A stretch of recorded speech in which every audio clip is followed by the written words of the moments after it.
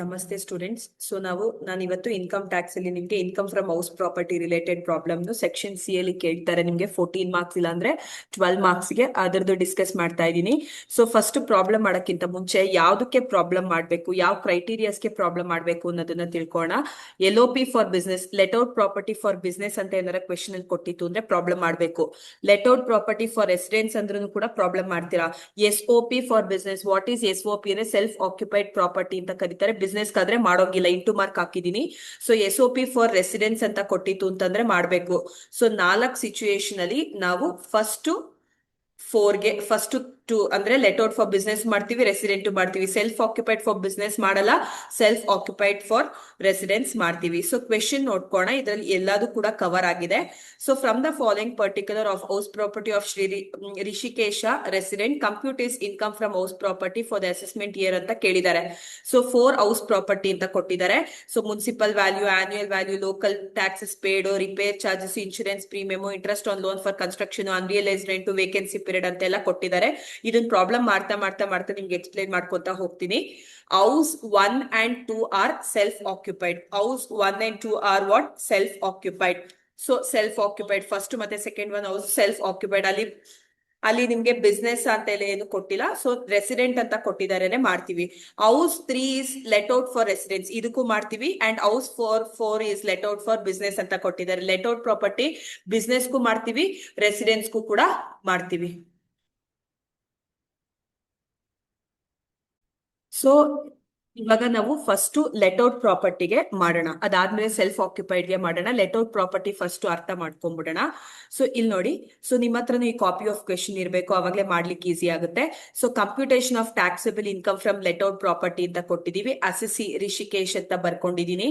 So ಯಾರು assessee ಇರ್ತಾರೆ ಅವ್ರ ನೇಮ್ ನ ಬರ್ಕೊಂಡಿರ್ತೀವಿ. ಸ್ಟೇಟಸ್ ರೆಸಿಡೆಂಟ್ ಅಂತ ಕೊಟ್ಟಿದ್ದಾರೆ. ಸೊ ಇದೆಲ್ಲ ನೀವು ಬರ್ಕೋಬೇಕಾಗುತ್ತೆ, ಎಕ್ಸಾಮಿನೇಷನ್ ಅಲ್ಲಿ ಬರ್ಕೋಬೇಕಾಗುತ್ತೆ ಅಂದ್ರೆ ಮಾಡ್ಬೇಕಾಗುತ್ತೆ. ಅಸೆಸ್ಮೆಂಟ್ ಇಯರ್ ಕೊಟ್ಟಿದ್ದಾರೆ 25-26, ಪ್ರೀವಿಯಸ್ ಇಯರ್ 24-25 ಅಂತ ಕೊಟ್ಟಿದ್ದಾರೆ. ಸೊ ಪರ್ಟಿಕ್ಯುಲರ್ಸ್ ಹೌಸ್ 3 ಮತ್ತೆ ಹೌಸ್ 4 ಮಾತ್ರ ಲೆಟ್ ಔಟ್ ಪ್ರಾಪರ್ಟಿ ಆಗಿರೋದು, ಅದಕ್ಕೋಸ್ಕರ ಫಸ್ಟ್ ಅದನ್ನ ಮಾಡೋಣ ಅಂತ ಹೇಳಿದೆ.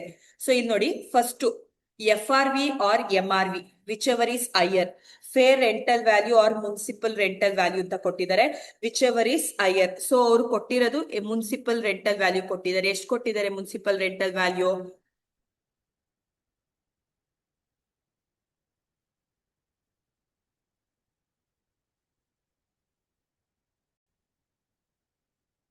ಸೊ ನಮಗೆ ಫೇರ್ ರೆಂಟಲ್ ವ್ಯಾಲ್ಯೂ ಕೊಟ್ಟಿಲ್ಲ, ಡೈರೆಕ್ಟ್ ಆಗಿ ಮುನ್ಸಿಪಲ್ ವ್ಯಾಲ್ಯೂ ಕೊಟ್ಟಿದ್ದಾರೆ. ಕ್ವೆಶನ್ ಅಲ್ಲಿ ಎಷ್ಟು ಕೊಟ್ಟಿದ್ದಾರೆ ಮುನ್ಸಿಪಲ್ ವ್ಯಾಲ್ಯೂ ಅಂತಂದ್ರೆ, ಸೊ ಇಲ್ಲಿ ಯಾವ ಕಂಪ್ಯಾರಿಸನ್ ಮಾಡ್ಲಿಕ್ಕೆ ಆಗಲ್ಲ, ಯಾಕೆ ಅಂತಾರೆ ಕ್ವೆಶನ್ ಅಲ್ಲಿ ಕೊಟ್ಟೇ ಇಲ್ಲ. 2 lakh ಕೊಟ್ಟಿದ್ದಾರೆ, ಸೊ 2 lakh ಅಂತ ತಗೋತೀವಿ. ಸೊ ಇಲ್ಲಿದು ಎಷ್ಟು ಕೊಟ್ಟಿದ್ದಾರೆ ಅಂತಂದ್ರೆ ಸೈಮಲ್ಟೇನಿಯಸ್ ಮಾಡ್ಬೇಕು, ಫಸ್ಟ್ ಇದನ್ನ ಮಾಡ್ತೀನಿ ಅದನ್ನ ಮಾಡ್ತೀನಿ ಅಂತಲ್ಲ. 2,40,000 ಕೊಟ್ಟಿದ್ದಾರೆ. ಸೊ ಇವಾಗ ಇಲ್ಲಿ ಏನು ಕೊಟ್ಟಿಲ್ಲ ಅಂತಂದ್ರೆ ನೀವು 0 ಹಾಕೋಬಾರ್ದು, ನಿಲ್ ಅಂತ ಹಾಕೋಬೇಕು. ಹೇಳ್ತಾ ಇರೋದನ್ನ ಅರ್ಥ ಮಾಡ್ಕೊಳ್ಳಿ. 0 ಅಂತ ಬಂತಂದ್ರೆ ನಿಮ್ಗೆ ಪ್ರಾಬ್ಲಮ್ ಆಗುತ್ತೆ, ನೆಗೆಟಿವ್ ವ್ಯಾಲ್ಯೂ ಆಗುತ್ತೆ. ಸೊ ಇದನ್ನೇ ಸೇಮ್ ಆಸ್ ಇಟ್ ಈಸ್ ಹಾಗೆ ತಗೋತೀರಾ. 2 lakh ಅಂತ ತಗೋತೀರಾ. ಇಲ್ಲಿ 2,40,000 ಅಂತ ಬರ್ಕೋತೀರಾ. ಇದನ್ನ ನೋಷನಲ್ ರೆಂಟ್ ಅಂತ ಕರೀತಾರೆ. Notional rent or standard rent whichever is higher. So question ಅಲ್ಲಿ ನಮ್ಗೆ ನೋಷನಲ್ ರೆಂಟ್ ಕೊಟ್ಟಿಲ್ಲ, ನೋಷನಲ್ ರೆಂಟ್ ಗೊತ್ತಾಗಿದೆ, ಸ್ಟ್ಯಾಂಡರ್ಡ್ ರೆಂಟ್ ಕೊಟ್ಟಿಲ್ಲ. ಅಂದ್ರೆ ಕೊಟ್ಟಿಲ್ಲ ಅಂತಂದ್ರೆ ಇಲ್ಲ, ನಿಲ್ ಅಂತ ಬರ್ಕೋತೀರಾ. ಸೊ ಇಲ್ಲೂ ಕೂಡ ಅಷ್ಟೇ ನಿಲ್ ಅಂತ ಬರ್ಕೋತೀರಾ. ಸೊ ಬರ್ಕೊಂಡಾದ್ಮೇಲೆ ನಿಮ್ಗೆ ಎಕ್ಸ್ಪೆಕ್ಟೆಡ್ ರೆಂಟ್ ಎಷ್ಟು ಬರುತ್ತೆ? 2 lakh ಬರುತ್ತೆ. ಎಕ್ಸ್ಪೆಕ್ಟೆಡ್ ರೆಂಟ್ ಎಷ್ಟು ಬರುತ್ತೆ? 2 lakh ಬರುತ್ತೆ. ಸೊ ಇಲ್ಲಿ 2,40,000 ಬರ್ಕೋತೀರಾ. ಸೊ ಇವಾಗ ನೆಕ್ಸ್ಟ್ ಇದಾದ್ಮೇಲೆ ಆರ್ ಆಕ್ಚುಯಲ್ ರೆಂಟ್ ಅಂತಂದ್ರೆ annual rent minus unrealise rent ಅಂತ. Annual rent minus unrealise rent ಅಂತಂದ್ರೆ ಇಲ್ಲಿ ಹೇಳ್ತೀನಿ ಕೇಳಿಸ್ಕೊಳ್ಳಿ. ಆನ್ಯುಯಲ್ ರೆಂಟ್ ಅಂತಂದ್ರೆ say for example per month ಗೆ 1,000 ಅಂತಂದ್ರೆ 1 year ಗೆ ಎಷ್ಟಾಗುತ್ತೆ? 12,000. ಅದ್ರಲ್ಲಿ ಒಂದು 3 months ಕಟ್ಟೇ ಇರಲ್ಲ. ಸೊ ಅನ್ರಿಯಲೈಸ್ಡ್ 3 months ಕಟ್ಟಿಲ್ಲ ಅಂದ್ರೆ 1,000 into 3 ಎಷ್ಟಾಗುತ್ತೆ? 3,000 ಆಗುತ್ತೆ. ಸೊ ಕ್ವೆಶನ್ ಅಲ್ಲಿ ಕೊಟ್ಟಿದ್ದಾರೆ. ಸೊ ಫಸ್ಟ್ ಒನ್ ಮಾತ್ರ ಕೊಟ್ಟಿದ್ದಾರೆ. ಸೊ ಎಷ್ಟು ಕೊಟ್ಟಿದ್ದಾರೆ ಅಂತಂದ್ರೆ ಫಸ್ಟ್ ಒನ್ಗೆ actual rent. So first one ನೋಡಿ, ಹೌಸ್ 3 ಮಾತ್ರ 3,20,000. ಅದ್ರಲ್ಲಿ ಅನ್ರಿಯಲೈಸ್ ಅಂದ್ರೆ ಪೇ ಮಾಡಿಲ್ಲ. ಎಷ್ಟು ಪೇ ಮಾಡಿಲ್ಲ? 3,000 ಪೇ ಮಾಡಿಲ್ಲ. ಸೊ 3,000 ಪೇ ಮಾಡಿಲ್ಲ. ಸೊ ನಮ್ಗೆ ಎಷ್ಟು ಬರುತ್ತೆ? 3,17,000 ಬರುತ್ತೆ. 3,17,000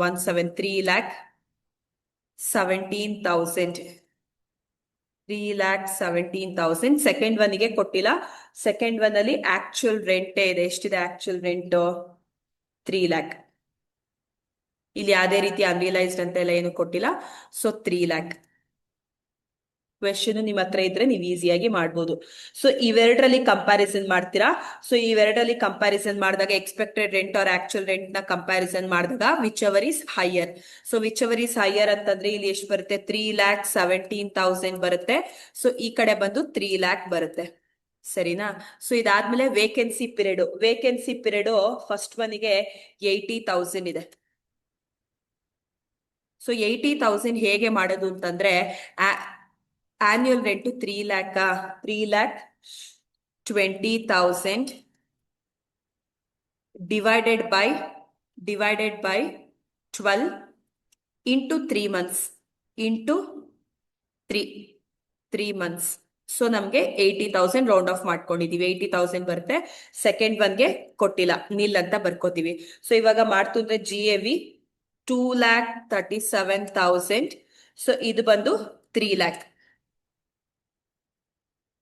ಹೇಳ್ತಾ ಇರೋದು ಅರ್ಥ ಆಗ್ತಿದೆ ಅನ್ಕೋತೀನಿ. ಸೊ ಫಸ್ಟ್ ಒನ್ಗೆ ಮಾತ್ರ ಇದಕ್ ಮಾತ್ರ ಕೊಟ್ಟಿದ್ದಾರೆ ವೇಕೆನ್ಸಿ ಅನ್ರಿಯಲೈಸ್ಡ್ ರೆಂಟ್, ಸೆಕೆಂಡ್ ಒನ್ಗೆ ಕೊಟ್ಟಿಲ್ಲ. ಸೊ ಇದು ಹೇಗ್ ಮಾಡೋದು ಅನ್ನೋದನ್ನ ಇಲ್ಲಿ ತಿಳಿಸ್ಕೊಟ್ಟಿದೀನಿ. ಸೊ ಇದ್ರ ಬಗ್ಗೆ ಸ್ವಲ್ಪ ನೀವು ನೋಡ್ಕೋಬೇಕು, ಹಾಗೆ ಬ್ಲೈಂಡ್ ಆಗಿ ಇಟ್ಬಿಡೋದಲ್ಲ.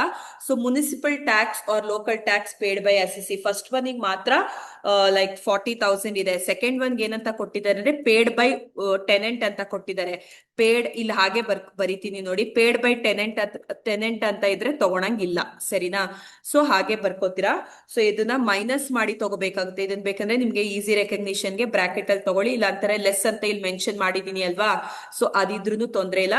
NAV ಬಂದು 1,97,000, ಈ ಕಡೆ ಇದು ಬಂದು 3 ಲ್ಯಾಕ್. ಓಕೆನಾ ಸ್ಟೂಡೆಂಟ್ಸ್. ಸೊ ಇದಾದ್ಮೇಲೆ deduction under section 24 deduction under section 24 ಅಲ್ಲಿ ಸ್ಟ್ಯಾಂಡರ್ಡ್ ಡಿಡಕ್ಷನ್ 30% NAV ಮೇಲೆ ಕೊಡ್ಬೇಕು. NAV ಮೇಲೆ ಹೇಗೆ ಅಂತಂದ್ರೆ 1,97,000 ಇಂಟು 1,97,000 ಇಂಟು 30%. 1,97,000 ಇಂಟು 30% ಮಾಡ್ತೀರಾ. ಸೊ ಇದಕ್ಕೆ 59,100. ಹಾಗೆ ಸೆಕೆಂಡ್ ಒನ್ಗೂ ಕೂಡ 3 ಲ್ಯಾಕ್ ಮೇಲೆ ಮಾಡ್ಬೇಕು. ಇಲ್ಲೇ ಮಾಡ್ತೀನಿ ನೋಡಿ, 3 ಲ್ಯಾಕ್ ಇಂಟು 30%. 3 ಲ್ಯಾಕ್ ಇಂಟು 30% ಮಾಡ್ತೀರಾ ಅಂತಂದ್ರೆ ಸೆಕೆಂಡ್ ಒನ್ಗೆ 90,090.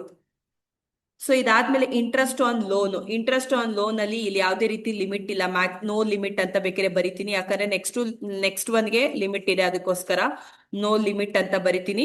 ಸೊ ಅಲ್ಲಿ ಕ್ವೆಶನ್ ಅಲ್ಲೂ ಕೂಡ ಕೊಟ್ಟಿರೋದು ಬಹಳ ಕಡಿಮೆನೆ ಕೊಟ್ಟಿದ್ದಾರೆ, 18,000 ಕೊಟ್ಟಿದ್ದಾರೆ. ಸೊ ಇಲ್ಲಿ ಸೆಕೆಂಡ್ ಒನ್ಗೂ ಕೂಡ ಕೊಟ್ಟಿದ್ದಾರೆ. ಎಷ್ಟು ಕೊಟ್ಟಿದ್ದಾರೆ, 42,000 ಕೊಟ್ಟಿದ್ದಾರೆ ಸ್ಟೂಡೆಂಟ್ಸ್. ಸೊ ಇಷ್ಟನ್ನು ಕೂಡ ನೀವು ಡಿಡಕ್ಷನ್ ಇಂದ ಅಂದ್ರೆ 1,97,000 ಇಂದ ಇವೆರಡನ್ನು ಕೂಡ ಮೈನಸ್ ಮಾಡ್ತೀರಾ. ಮೈನಸ್ ಮಾಡಿದಾಗ ಇದನ್ನು ಕೂಡ ಅಷ್ಟೇ 3 ಲ್ಯಾಕ್ ಇಂದ ಇದನ್ನ ಮೈನಸ್ ಮಾಡಿದಾಗ ನಿಮ್ಗೆ ಸೊ ಎಷ್ಟು ಬರುತ್ತೆ ಅಂದ್ರೆ 1,19,900, ಈ ಕಡೆ 1,68,000.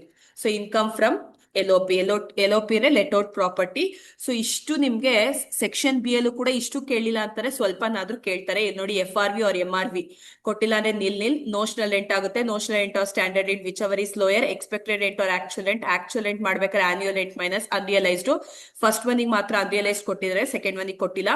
GAV ಬಿಫೋರ್ ವೇಕೆನ್ಸಿ ಪೀರಿಯಡ್ ಅಂತಾರೆ ಮನೆ ಖಾಲಿ ಇರುತ್ತೆ. ಸೊ ಅದ್ರದ್ದು ಫಸ್ಟ್ ಒನ್ ಮಾತ್ರ ಕೊಟ್ಟಿದ್ದಾರೆ, ಸೆಕೆಂಡ್ ಒನ್ ಕೊಟ್ಟಿಲ್ಲ. Computation 3,20,000 divided by 12 into 3 months ಮಾಡಿದೀನಿ. GAV ಬರುತ್ತೆ. ಮುನ್ಸಿಪಲ್ ಟ್ಯಾಕ್ಸ್ ಪೇಡ್ ಬೈ ಅಂದ್ರೆ ಓನರ್ದೇ ಆಗಿರುತ್ತೆ. ಇಲ್ಲಿ ಸೆಕೆಂಡ್ ಒನ್ ಟೆನೆಂಟ್ ಕೊಟ್ಟಿದ್ದಾರೆ, ಅದರಿಂದ ತಗೊಂಡಿಲ್ಲ.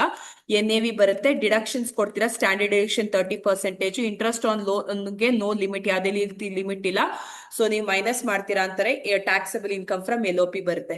Next computation of taxable income from SOP. ಇವಾಗ ಹೌಸ್ 1 ಮತ್ತೆ ಹೌಸ್ 2ಗೆ ಮಾಡ್ಬೇಕು. ಸೊ ನೀವು ಇನ್ ಎಲ್ಲಿಂದನೂ ಕೂಡ ಬರೆಯಂಗಿಲ್ಲ, ಡೈರೆಕ್ಟ್ ಆಗಿ ಇಲ್ಲಿಂದ ಸ್ಟಾರ್ಟ್ ಆಗುತ್ತೆ ಅಷ್ಟೇ, ಸ್ಟಾರ್ಟಿಂಗ್ ಎಲ್ಲ ಬರಲ್ಲ. ಸೊ ಇಲ್ಲಿಂದ ಮಾತ್ರ ಸ್ಟಾರ್ಟ್ ಆಗುತ್ತೆ. ಸೊ ಹೇಗೆ ಅಂತಂದ್ರೆ ಪರ್ಟಿಕ್ಯುಲರ್ಸ್ ಹೌಸ್ 1 ಹೌಸ್ 2 ಮಾತ್ರ SOP ಮಾಡ್ತಾ ಇರೋದು, ಬಿಕಾಸ್ ಅದೇ ಸೆಲ್ಫ್ ಆಕ್ಯುಪೈಡ್ ಪ್ರಾಪರ್ಟಿ ಇರೋಂಥದ್ದು. GAV ಇದೆಲ್ಲ ಇಲ್ಲ, ನಿಲ್ ಇದು ಕೂಡ ನಿಲ್ ಇದೆಲ್ಲ ನಿಲ್ ಅಂತಾನೆ ಬರುತ್ತೆ. NAV ಡಿಡಕ್ಷನ್ಸ್ ಇದೆಲ್ಲ ನಿಲ್ಲೇ ಇರೋದು, ಯಾವುದು ಕೂಡ ಬರಲೇ ಇಲ್ಲ. ಸೊ ನಿಲ್ ಅಂತ ತಗೋತೀರಾ. ಡಿಡಕ್ಷನ್ಸ್ ಅಂಡರ್ ಸೆಕ್ಷನ್ ಯಾವುದು ಕೂಡ ಇಲ್ಲ, ಸೊ ಯಾವುದು ಬರಲ್ಲ. ಇಲ್ಲಿ ಮಾತ್ರ ಇಂಟ್ರೆಸ್ಟ್ ಆನ್ ಲೋನ್ ಮಾತ್ರ ಇದೆ. ಸೊ ಇಲ್ಲಿ ಮ್ಯಾಕ್ಸಿಮಮ್ ಲಿಮಿಟ್ 2 ಲ್ಯಾಕ್ 2 lakh ಗಿಂತ ಜಾಸ್ತಿ 3 lakh ಕೊಟ್ಟಿದ್ರು ನೀವು 2 lakh ತಗೋಬೇಕು. So maximum limit. So first one ಮಾತ್ರ ಕೊಟ್ಟಿದ್ದಾರೆ. ಸೊ ಇದನ್ನ ಬ್ರಾಕೆಟ್ ಅಲ್ಲಿ ತಗೋತೀರಾ. ಏನು ಬ್ರಾಕೆಟ್ ಅಲ್ಲಿ ತಗೋತೀರಾ ಅಂತಂದ್ರೆ ಇದನ್ನ 11,800 ಡಿಡಕ್ಷನ್ ಮೈನಸ್ ಮಾಡೋದಲ್ವಾ, ಅದರಿಂದ ಸೆಕೆಂಡ್ ಒನ್ಗೆ ಕೊಟ್ಟಿಲ್ಲ ಅಂತಾರೆ ನಿಲ್ ಅಂತ ಬರ್ಕೋತೀರಾ ಸ್ಟೂಡೆಂಟ್ಸ್. ಸೊ ಈಗ ನಿಮ್ಗೆ ಇನ್ಕಮ್ ಫ್ರಮ್ ಅಂದ್ರೆ ಲಾಸ್ ಬರುತ್ತೆ. ಸೊ ಎಷ್ಟು ಅಂತಂದ್ರೆ ಸೇಮ್ 11,800.